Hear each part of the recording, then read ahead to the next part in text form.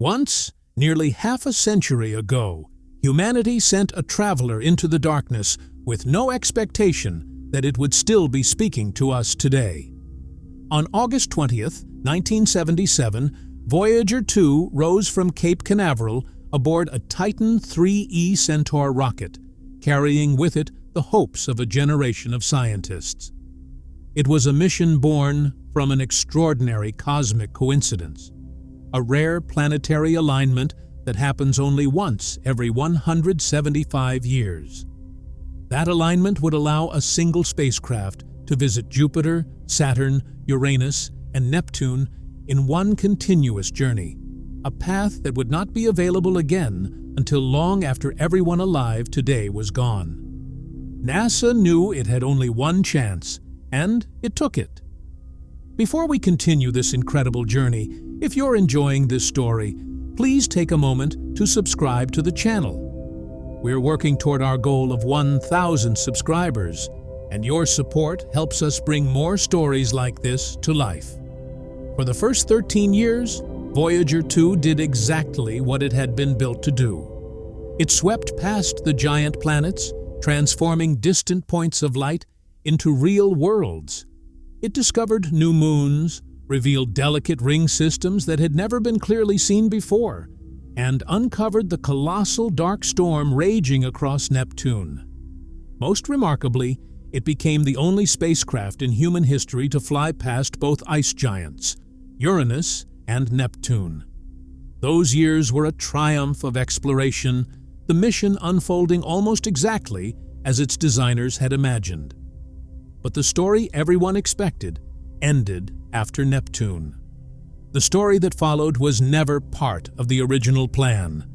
Voyager 2 was never meant to survive for decades beyond its primary mission. By the early 1980s, its objectives had been completed. Everything that happened afterward became borrowed time, earned through the ingenuity of engineers who refused to let the spacecraft fall silent. Year after year, they found new ways to stretch a fading plutonium power source just a little farther, keeping alive a machine that had already exceeded every expectation. Now, in 2026, that borrowed time is beginning to run out. Voyager 2 drifts nearly 143 astronomical units from Earth, roughly 21.4 billion kilometers, or 13.3 billion miles, away. The distance is almost impossible to imagine. Sunlight reaches Earth in about 8 minutes, yet a radio signal traveling at the speed of light needs nearly 20 hours to reach Voyager 2. Every command NASA sends begins a conversation that lasts almost 2 full days. By the time the spacecraft receives an instruction, it is already nearly a day old. Its reply takes just as long to return. Every exchange with this distant traveler is conducted across an ocean of space using a spacecraft whose computer possesses less processing power than a musical greeting card. And still, it keeps answering. On November 5th, 2018, Voyager 2 crossed one of the greatest frontiers humanity has ever reached. It became only the second human-made object, after its twin Voyager 1, to leave the heliosphere, the immense bubble created by the sun's influence that surrounds our solar system. Beyond that invisible boundary lies the interstellar medium, the vast, cold, radiation-filled space between the stars. Scientists thought they understood what waited there. Voyager 2 proved otherwise. As it crossed the heliopause, the boundary separating the solar system from interstellar space, its instruments detected something unexpected. Instead of the smooth, gradual transition predicted by decades of theoretical models, the spacecraft recorded a sudden and dramatic increase in plasma density, as though it had crossed an invisible wall. The surprise did not end there. Researchers later described the boundary not as a gentle edge, but as a compressed, turbulent shock front, hotter, denser, and more chaotic than anyone had predicted before either Voyager reached it. For nearly 60 years, physicists had relied on mathematical models and indirect observations to understand the edge of the solar system. Then a spacecraft actually traveled there and returned measurements suggesting those models were fundamentally incomplete. Among its most astonishing findings were temperature readings, indicating plasma between roughly 30,000 and 50,000 Kelvin, a level of heat no one expected to encounter in one of the coldest and emptiest regions humanity had ever explored. That discovery changed more than scientific papers. If the boundary separating our solar system from interstellar space is hotter, denser, and more energetic than previously believed, then every future mission that hopes to venture into deep space must take those conditions into account. Voyager 2 did not merely cross a line on a map. It revealed that the line itself was far more violent than physics had predicted. It shared that revelation, one faint radio pulse at a time, transmitted across billions of kilometers by a spacecraft operating on less power than a refrigerator light bulb. For a machine that was never expected to survive this long, Voyager 2 continues to tell a story no one else can. Yet the edge of interstellar space was only one chapter in Voyager 2's remarkable journey. To understand the rest of its story, you have to travel backward in time. Back to 1986, when the spacecraft raced past Uranus, decades before today's headlines about Voyager could have even been imagined. As Voyager 2 skimmed past the distant ice giant, it witnessed something that left scientists puzzled for nearly 40 years. Its instruments detected an electron radiation belt surrounding Uranus that was far stronger than anyone had predicted. Compared with every other planet in the solar system, the radiation levels simply did not make sense. They seemed impossible. But there was only one problem. Voyager 2 was the only spacecraft ever to visit Uranus. There would be no second flyby to verify the measurements, no follow-up mission waiting just around the corner. So the mystery remained. For decades, that single encounter became both humanity's greatest source of knowledge about Uranus and its greatest source of uncertainty. Scientists built models, wrote papers, and filled textbooks using data collected during one brief visit, yet one anomaly refused to disappear. Uranus became the planet that nobody could completely explain, and Voyager 2 remained the only witness to what had happened there. Then, in early 2026, the mystery finally began to unravel. Researchers at the Southwest Research Institute proposed an unexpected explanation. Perhaps Voyager 2 had never observed Uranus under normal conditions at all. Instead, it may have arrived during a rare and unusually intense burst of solar activity known as a co-rotating interaction region. The powerful solar wind from that event could have temporarily flooded Uranus's radiation belts with enormous amounts of extra energy. If that explanation is correct, the extraordinary readings were not describing Uranus itself. They were describing an exceptionally rare cosmic storm.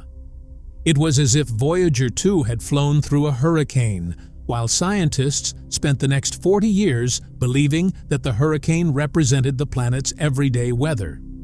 The implications are remarkable.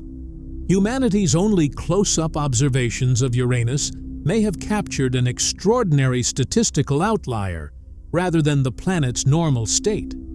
For 4 decades, our understanding of an entire world may have rested upon a single snapshot taken during an event that rarely happens at all. Rather than weakening the importance of Voyager 2, the new research strengthened the case for returning to Uranus. If our only close-range observations were made during an unusual solar event, then another mission is no longer just desirable. It has become increasingly necessary. Right now, the only detailed information humanity possesses about that distant world may not represent what Uranus usually looks like. That is what makes Voyager 2 extraordinary.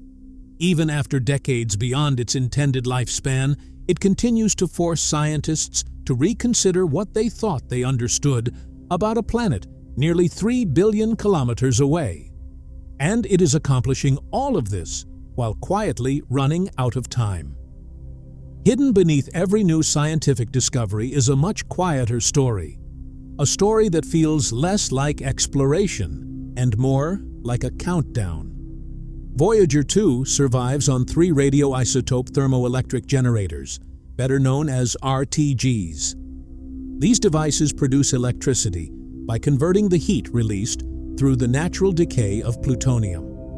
When the spacecraft launched in 1977, the 3 generators produced roughly 470 watts of electrical power. Since then, that output has declined steadily, losing strength year after year as the plutonium slowly decays. Over nearly 5 decades, even that gradual decline has transformed a once powerful spacecraft into one operating with only a fraction of its original energy. Eventually, difficult choices become unavoidable. Every year, NASA's engineers gather to decide which instruments deserve the remaining power and which ones must be switched off forever. Every shutdown is permanent. Every decision sacrifices one part of the spacecraft so another part can continue working just a little longer. Suddenly, Voyager 2 is no longer just a scientific mission. It becomes a machine being carefully, deliberately, and reluctantly switched off piece by piece by the very people who have spent their careers keeping it alive. That reality became unmistakable in October 2024, when NASA permanently shut down Voyager 2's plasma science instrument, one of the few original scientific instruments still operating, to preserve enough electricity for the remaining systems. But giving up has never come easily to the engineers responsible for Voyager. In 2023, they discovered an ingenious solution. Hidden within the spacecraft was a small reserve of electrical power that had never been intended for scientific operations. It had been kept untouched for decades as a safety margin for the spacecraft's voltage regulation system, a reserve designed only for emergencies. Eventually, NASA realized the emergency had already arrived. It was not sudden or dramatic. It was simply unfolding 1 watt at a time. By carefully redirecting that reserve into normal operations, engineers postponed the shutdown of another instrument that otherwise would have gone silent years earlier. It was a remarkable achievement. But it also came with a painful reality. That reserve could only be spent once.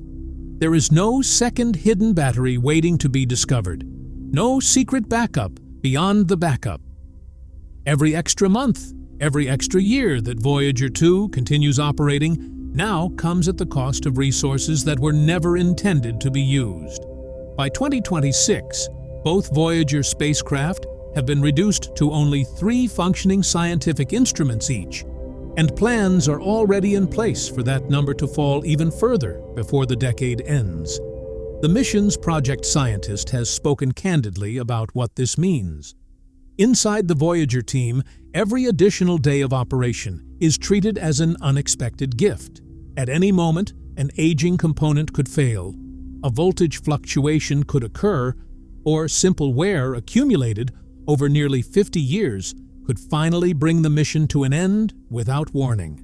And that is the moment when Voyager 2's story becomes something greater than science alone. It becomes a profoundly human story, one in which every new discovery arrives alongside the quiet awareness that tomorrow's transmission could be the last. The people who know Voyager 2 best have learned to live with a strange contradiction. Inside NASA, the mission's project scientist has spoken about it with unusual honesty.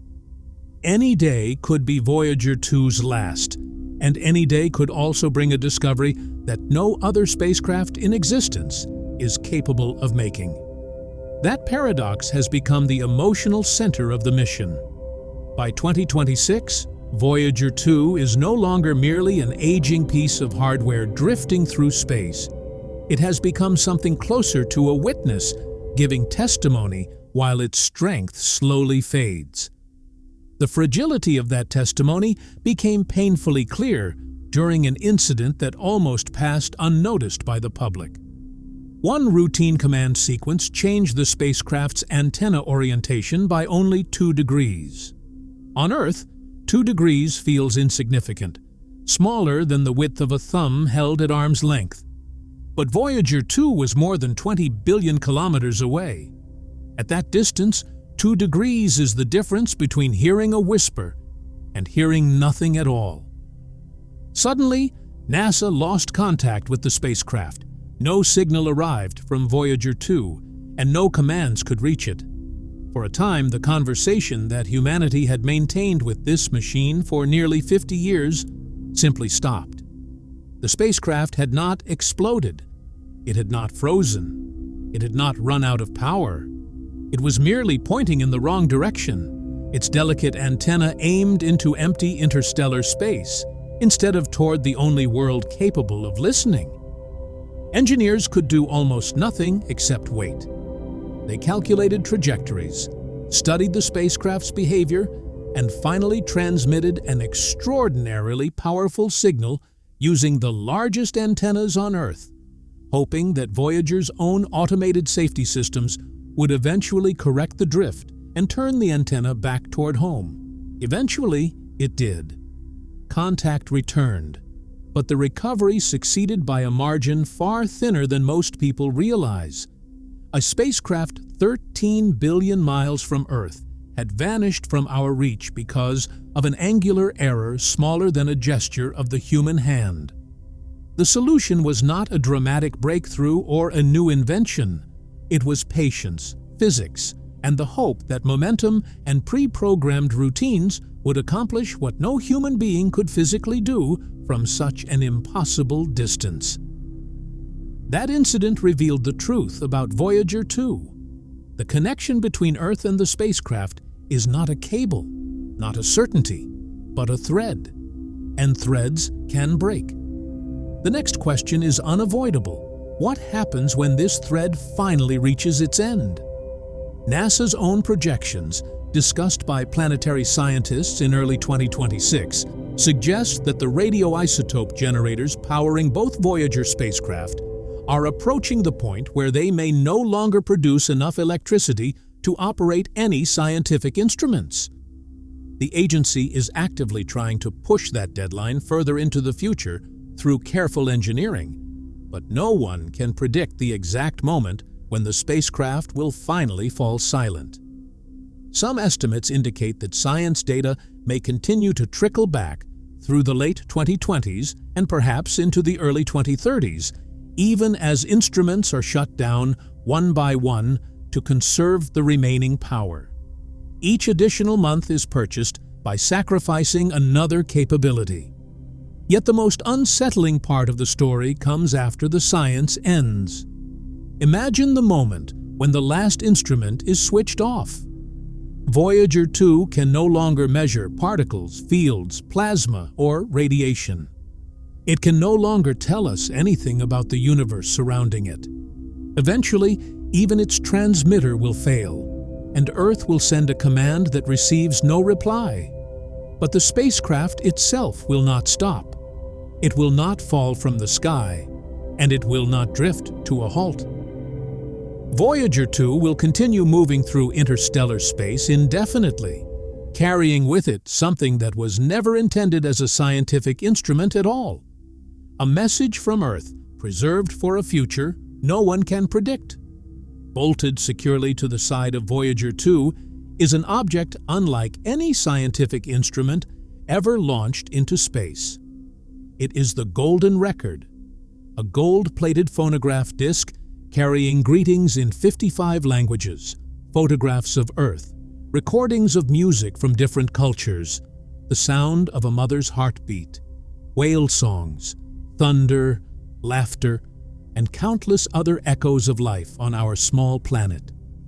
The record was assembled under the direction of Carl Sagan, the visionary astronomer who would later persuade NASA to turn Voyager 1 around for one final photograph of Earth. That image became known as Pale Blue Dot, a tiny speck of light suspended in a beam of sunlight. To Sagan, it was a reminder of how small humanity truly is and how precious our home appears against the vastness of space. The Golden Record carries that same idea, but in a different form. It is not a message for us. It is a message from us. One day, Voyager 2's scientific instruments will fall silent. Its transmitter will eventually lose the power to speak. At some point in the years ahead, NASA will send a command across billions of kilometers and receive no answer. Without ceremony or warning, a conversation that began during the Ford administration will simply end. But Voyager 2 itself will not. The spacecraft will continue racing through interstellar space at more than 15 kilometers every second. It will drift onward for hundreds of millions of years, carrying humanity's greeting long after every person alive today is gone, long after civilizations have risen and fallen, and long after Earth's continents have rearranged themselves into shapes no one today would recognize. That is the quiet truth hidden inside Voyager's story. It is not a warning about an approaching danger. It is a reminder of what happens to everything humanity sends into the universe. Our creations can outlive us. They can survive our civilizations, our histories, and even the world that built them. Long after their makers are forgotten, they continue their journeys through the darkness, carrying silent evidence that, once upon a time, intelligent life existed on a small blue planet orbiting an ordinary star. Perhaps the greatest surprise of all is that this was never supposed to happen. When Voyager 2 left Earth in 1977, it was expected to complete a brief tour of 4 giant planets before quietly fading into history. Instead, its final decades became its most important. It challenged long-standing ideas about the heliopause, revealed unexpected properties of the plasma marking the edge of our solar system, and helped scientists reconsider nearly 40 years of assumptions about Uranus's radiation environment, all while its own life was slowly drawing to a close. The irony is extraordinary. A spacecraft built with less computing power than a modern pocket calculator, designed with technology from the disco era, still sends measurements across a distance so immense that each signal spends nearly 20 hours crossing the darkness before reaching Earth. Even today, those measurements continue forcing modern astrophysicists to revise models created using supercomputers and decades of theoretical work.